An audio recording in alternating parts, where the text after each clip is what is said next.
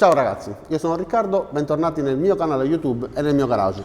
Oggi parleremo della smerigliatrice doppia della Parkside, modello PDOS 200C2, comprata alla Lidl a 29,99 € il 2 marzo del 2020.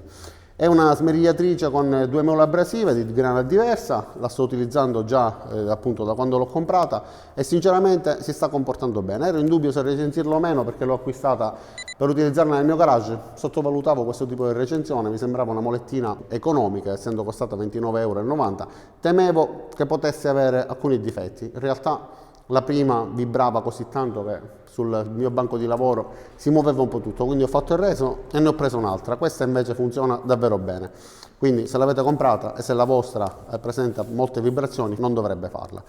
Allora, vediamo cosa c'è scritto sulla confezione. Smerigliatrice doppia, il modello PDOS 200C2, ideale per levigare, affilare, sbavare e togliere la ruggine ad acciaio e metallo. Motore ad induzione particolarmente silenzioso che non richiede manutenzione. Due mole per levigature fine e grezza con larghezza di levigatura di 20 mm ciascuna. Supporti regolabili senza utensili, rivestimenti e ampi paraschintille per una massima sicurezza. Albero motore montato su cuscinetti a sfere per una lunga durata. Robusto corpo in metallo e alluminio, interruttore protetto dalla polvere con una gomma. La potenza è di 200 watt, il numero di giri a vuoto è di 2950 e la velocità di rotazione è di 23 metri al secondo. La grana delle mole sono 36,80. Il diametro è di 15 cm ciascuno ed ha un cavo di alimentazione lungo ben 2 metri. Sulla scatola trovate anche i numeri di telefono per poter contattare eventualmente il servizio clienti per assistenza, eccetera. Quindi vediamo questa molettina come si comporta e l'utilizzo in generale. Vediamola quindi da vicino. Allora, è piccola, compatta, pesa circa 6,5 kg, quindi abbastanza leggera per poterla trasportare, ma ha un peso che garantisce la stabilità sul piano di lavoro. Ha delle protezioni in plastica sulla parte alta, come abbiamo visto sono regolabili senza l'utilizzo di alcun utensile. Per montarle basta stringere queste vite, dietro c'è un bulloncino, qua invece c'è questo pomello, si può svitare per regolare la distanza. Per montarlo si mette un dado da questa parte e poi si stringe. Comunque vi lascerò un link perché ho già montato altre mole da banco, vi farò vedere su quelle il procedimento per il montaggio.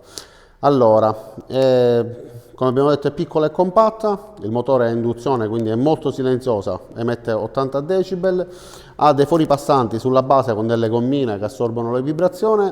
Io l'ho montata per adesso su questo pezzo di legno, così ho la possibilità di poterla bloccare con un morsetto sul piano di lavoro perché comunque non andrà messa in questa zona e non ho intenzione di forare il banco da questa parte.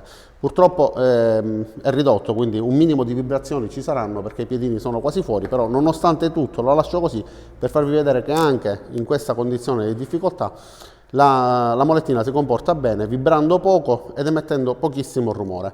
Sono rimasto davvero soddisfatto di questo utensile, del secondo perché il primo obiettivamente non andava bene. E allora la fisso bene qua sul banco di lavoro, regolo l'inquadratura e facciamo un paio di prove, la utilizziamo. Accendiamola quindi utilizzando il tastino protetto posto sulla parte frontale e sentiamo la sua silenziosità e l'assenza di vibrazioni.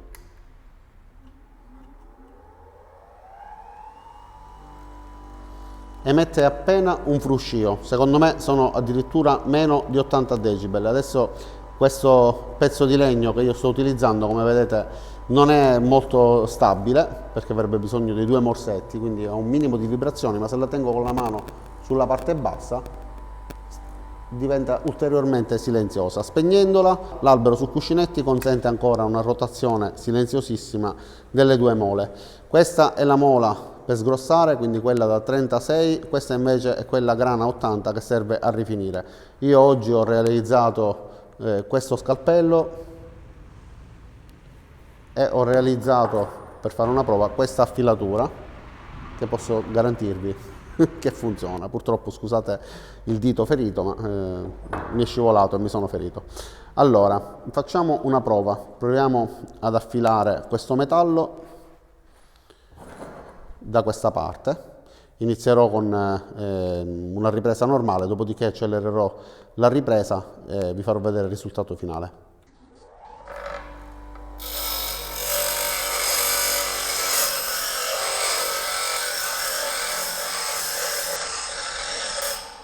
Anche imprimendo una forza comunque generosa la mola continua a ruotare, sì, rallenta ma continua a ruotare senza problemi.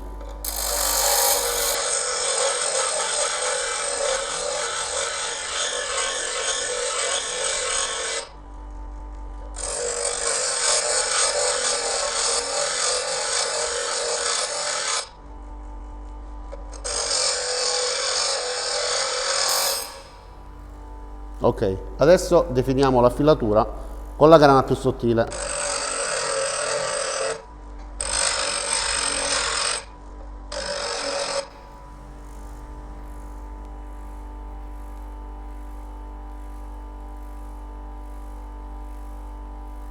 È abbastanza affilata.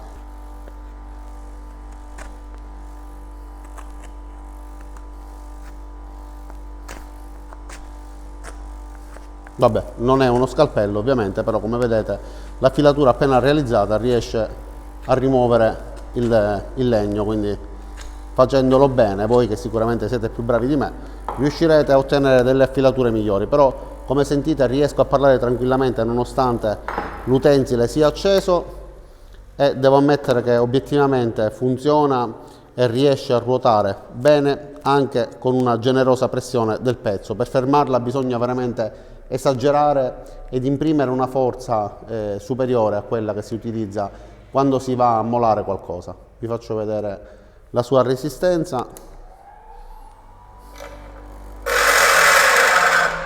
Ecco, premendo veramente con forza con questo pezzo da 8 mm, allora si blocca.